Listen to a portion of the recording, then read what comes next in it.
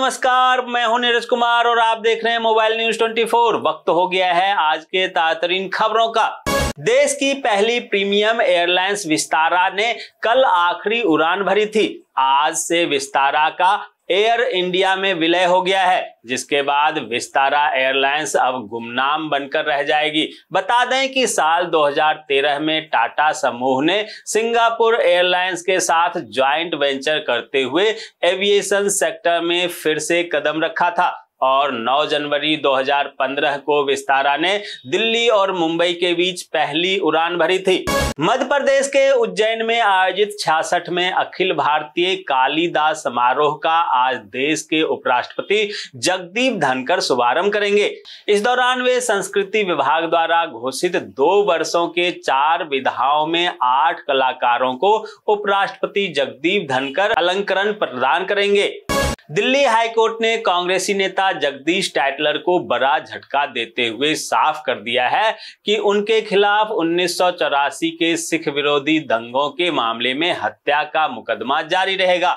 न्यायमूर्ति मनोज कुमार ओहरी टाइटलर की उस याचिका पर सुनवाई कर रहे थे जिसमें टाइटलर ने दिल्ली की एक अदालत में उनके खिलाफ चल रही सुनवाई पर रोक लगाने की मांग की थी। अब इस मामले पर अगली सुनवाई 29 नवंबर को होगी। दिल्ली एनसीआर वासियों के लिए किरंज टोल प्लाजा से डीएनडी केएमपी मुंबई बड़ोदरा आना जाना आज से 3 गुना महंगा हो जाएगा, क्योंकि टोल की नई दरें आज रात 12 बजे से लागू होगी। एक तरफ से आवाजाही के साथ ही मल्टीपल जर्नी और मासिक पास की दरों में भी बढ़ोतरी की गई है, जिसके तहत अब कार से किरंज टोल प्लाजा पर एक तरफ के लिए 150 रुपए टोल देना होगा, जबकि पहले दर ये 50 रुपए ही थे। जयपुर में आज राइजिंग राजस्थान आईटी एवं स्टार्टअप प्री समिट का आयोजन होगा, जहां सीएम भजनलाल शर्मा करेंगे उद्घाटन। केदारनाथ उपचुनाव में आज से चढ़ेगा असली रंग, जहां बीजेपी कांग्रेस के प्रचार ने पकड़ी रफ्तार। वहीं आज उत्तराखंड के सीएम पुष्कर सिंह धामी कई रैलियां करेंगे। बता दें कि केदारनाथ विधानसभा सीट पर 20 नवंबर को उपचुनाव के लिए मतदान होगा और 23 नवंबर को परिणाम घोषित किए जाएंगे। दोस्तों, आगे बढ़ने से पहले आपसे रिक्वेस्ट है कि अगर आपने अभी तक इस न्यूज को लाइक और कमेंट नहीं किया है तो प्लीज लाइक और कमेंट कर दीजिए, क्योंकि आपके लाइक और कमेंट का मैं कब से इंतजार कर रहा हूं। और जैसा कि आपको पता है कि कमेंट करने वाले लोगों के नाम हम न्यूज के लास्ट में बताते हैं, इसलिए न्यूज को लास्ट तक जरूर देखिए। आज है देव उठनी एकादशी। मान्यता है कि इस दिन भगवान विष्णु 4 माह की योग निद्रा के बाद जागते हैं, जिसके बाद शुभ मांगलिक कार्यों की भी शुरुआत हो जाती है। उत्तराखंड में आज सार्वजनिक अवकाश की घोषणा की गई है। दरअसल आज इगास त्योहार है, जो उत्तराखंड में दीपावली के 11 दिन बाद मनाया जाता है। इसे लेकर आज प्राइवेट से लेकर सरकारी स्कूल और ऑफिस बंद रहेंगे। यूपी के सीएम योगी आदित्यनाथ की ओर से सरकारी संपत्तियों पर अवैध कब्जा किए गए अतिक्रमणकर्ताओं के विरुद्ध ठोस कार्रवाई के आदेश पर अलीगढ़ नगर निगम ने सोमवार को सीमा टॉकीज के पास से 9 करोड़ की संपत्ति पर अवैध रूप से कब्जा किए गए थे, जिसे हटा दिया गया। अब जल्द ही यहां पर वृद्धाश्रम बनाए जाने का कवायद शुरू होगा। बिहार के सरकारी स्कूलों में लगे स्मार्ट मीटर से अब छात्रों की पढ़ाई बाधित हो रही है। जहां बेगूसराय के चेरैया बरियारपुर प्रखंड क्षेत्र के विभिन्न प्राथमिक, माध्यमिक एवं उच्च माध्यमिक विद्यालयों में विगत दिनों स्मार्ट मीटर लगाया गया था। वहीं स्मार्ट मीटर लगाते वक्त कर्मचारियों ने कहा था कि मीटर ऑटोमेटिक रिचार्ज होगा, लेकिन ऐसा नहीं हो रहा है। अब विद्यालय के प्रधानाध्यापक बिजली विभाग के ऑफिसों का चक्कर लगा रहे हैं। वहीं बिजली ना होने से विद्यालय का संचालन एवं छात्र छात्राओं की पढ़ाई बाधित हो रही है और सरकार मूक दर्शक बनकर बैठी हुई है। दिल्ली परिवहन विभाग ने 10 साल से ऊपर के डीजल और 15 साल से ऊपर के पेट्रोल वाले 49 लाख पुराने वाहनों का पंजीकरण निरस्त कर दिया है, मगर विभाग ऐसी कोई व्यवस्था खड़ी नहीं कर सकी जिससे लोग अपने पुराने वाहन को इलेक्ट्रिक वाहन में बदल सके, क्योंकि 5 साल पहले सरकार ने घोषणा की थी कि पुराने वाहनों को इलेक्ट्रिक कार में बदलने का विकल्प होगा, परंतु ऐसी कोई व्यवस्था नहीं की गई। अमृतसर में डोनी बल गैंग के 5 गुरगांव और अमृतसर देहात पुलिस के बीच राम तीरथ रोड पर मुठभेड़ हो गई, जहां दोनों के बीच चली गोलियों में एक गुर्गे को टांग में गोली लगी। वहीं पुलिस ने 5 गुर्गे को गिरफ्तार कर लिया और इनके कब्जे से कई हथियार बरामद किए।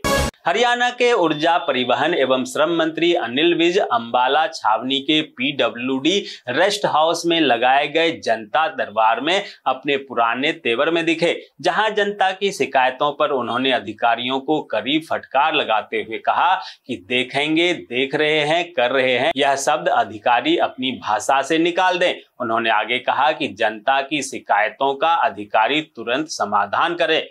उत्तराखंड के खटीमा में लंबे समय से फरार चल रहे 20,000 रुपए के इनामी हिस्ट्री सेटर को पुलिस ने घेराबंदी कर भूरा किसनी गांव से दबोच लिया। उसके विरुद्ध कोतवाली में SC/ST एक्ट, फॉरेस्ट एक्ट, खनन, लूट एवं सरकारी कामकाज में बाधा पहुंचाने समेत कई मामले दर्ज थे।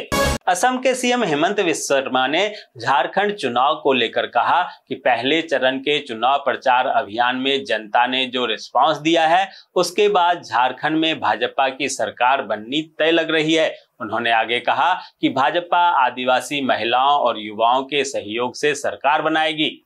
1971 युद्ध के वीर योद्धा रिटायर विंग कमांडर MV ओझा का 89 वर्ष की उम्र में रायपुर में निधन हो गया। कल उनके पार्थिव शरीर को अंतिम विदाई दी गई। वहीं छत्तीसगढ़ के CM सहित कई नेताओं ने उनके निधन पर दुख जताया है। राष्ट्रीय स्वयंसेवक संघ प्रमुख मोहन भागवत ने मध्य प्रदेश के महाकौशल क्षेत्र की दिवंगत संघ महिला डॉक्टर उर्मिला जामदार की स्मृति में आयोजित एक व्याख्यान में कहा कि भले ही ग्रामीण इलाकों में कुछ बीमारियों की दवा उपलब्ध ना हो, लेकिन देसी कट्टा उपलब्ध है। मोहन भागवत ने आगे कहा कि मानवता की सेवा करना सनातन धर्म है, जो हिंदू का पर्याय है। हिमाचल प्रदेश के शिमला में व्यावसायिक शिक्षकों का धरना जारी है, जहां शिक्षक निजी कंपनियों को बाहर का रास्ता दिखाने और नीति निर्माण की मांग के समर्थन में धरने पर बैठे हैं। पश्चिम बंगाल में 6 विधानसभा सीटों पर 13 नवंबर को उपचुनाव होना है, जिसका प्रचार कल देर शाम थम गई। वहीं बीजेपी और TMC दोनों ने इन सीटों पर जीत का दावा किया है। जम्मू कश्मीर में CPI-M ने दरबार मूव और राज्य का दर्जा बहाल करने की मांग को लेकर जम्मू कश्मीर की विंटर कैपिटल जम्मू में विरोध प्रदर्शन किया, जहां JK किसान तहरीक के अध्यक्ष किशोर कुमार के नेतृत्व में सैकड़ों CPM कार्यकर्ताओं ने दरबार मूव, भूमि और नौकरी के अधिकार के लिए विशेष दर्जा बहाल करने के समर्थन में तख्तियां लहराया। गुजरात के वडोदरा कोयली रिफाइनरी में एक जोरदार धमाका हुआ, जहां IOCL रिफाइनरी के स्टोरेज टैंक में यह धमाका बताया जा रहा है। इस धमाके के बाद रिफाइनरी में भीषण आग लग गई। महाराष्ट्र चुनाव को लेकर मनसे प्रमुख राज ठाकरे ने कहा है कि माहौल को देखकर लग रहा है कि महायुति की सरकार फिर से आएगी। इतना ही नहीं, उन्हें हमारे सपोर्ट की जरूरत भी पड़ेगी। उन्होंने आगे कहा कि अगर बात बीजेपी की करें तो मेरे किसी पार्टी से अच्छे संबंध है तो वो है बीजेपी।